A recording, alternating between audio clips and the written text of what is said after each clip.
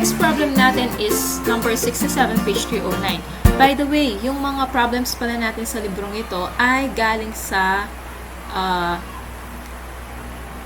Lighthold book, no? So, this is page 309 ng Lighthold book natin. Okay.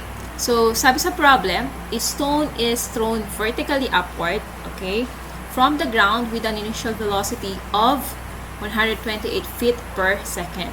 If the only force considered is attributed to the acceleration due to gravity, okay, A, how long it will take for the stone to strike the ground?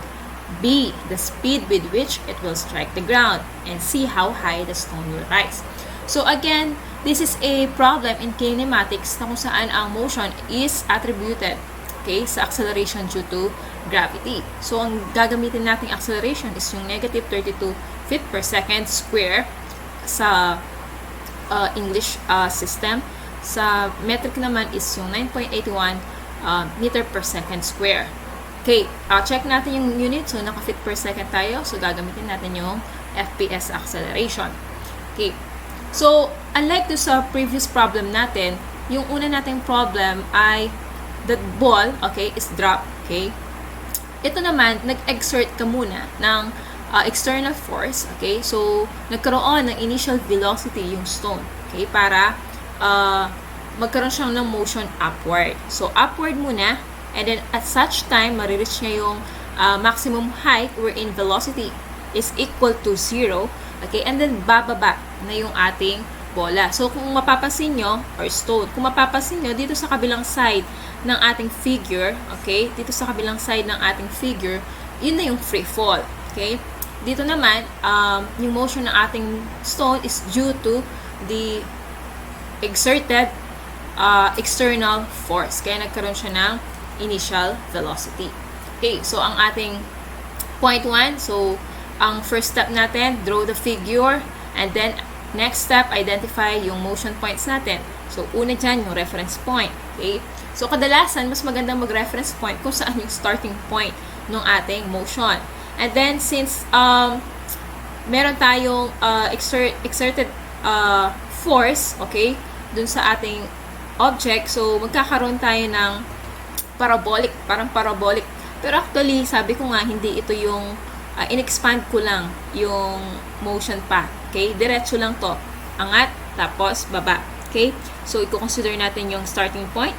Tapos, yung second point natin, yung point na kung saan na-reach yung maximum height. Okay? And then, free fall siya. Okay?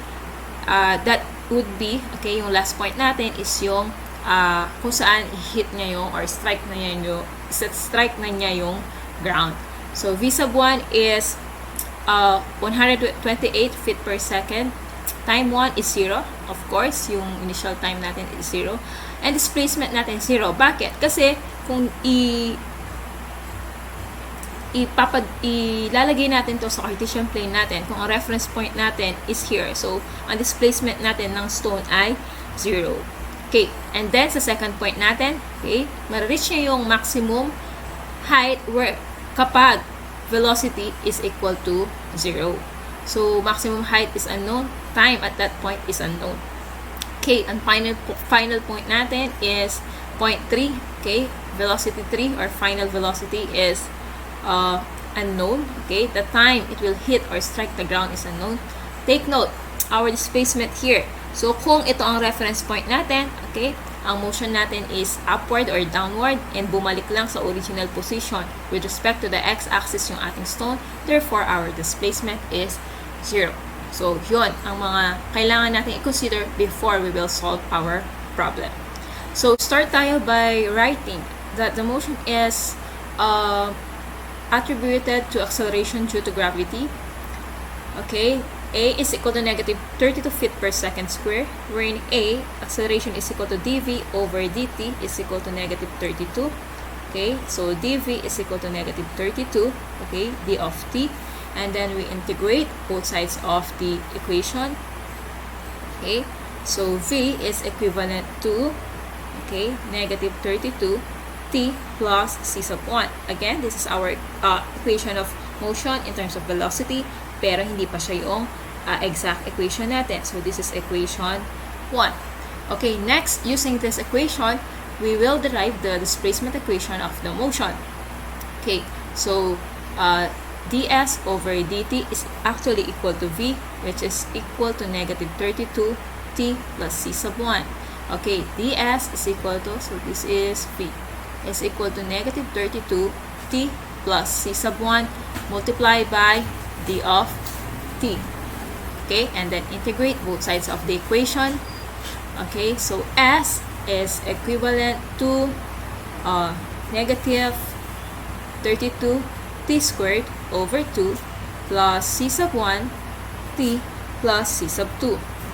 Okay, simplify further. This is negative 16t squared plus c sub 1 t plus c sub 2. So this is our equation number 2. So from this equation, okay, i-derive natin yung exact equation. From that two equation, makukuha natin, okay, masasolve natin itong tatlong ito. So let us find, okay, or solve for c sub 1 by applying the initial conditions. Ano yung mga initial condition natin? Initial conditions. Okay, so ito ang initial conditions natin. So sabay-sabay natin gagamitin yan. So V1 is equal to 128. Okay, ang ating time is equal to 0. Okay, ang ating S, okay, that is sub 1 is equal to 0. So velocity is equal to negative 32 plus t, 32t plus, okay, baba natin to, plus c sub 1. Okay, substitute natin tong conditions na to. Okay, substitute initial conditions. Okay, 128. Okay,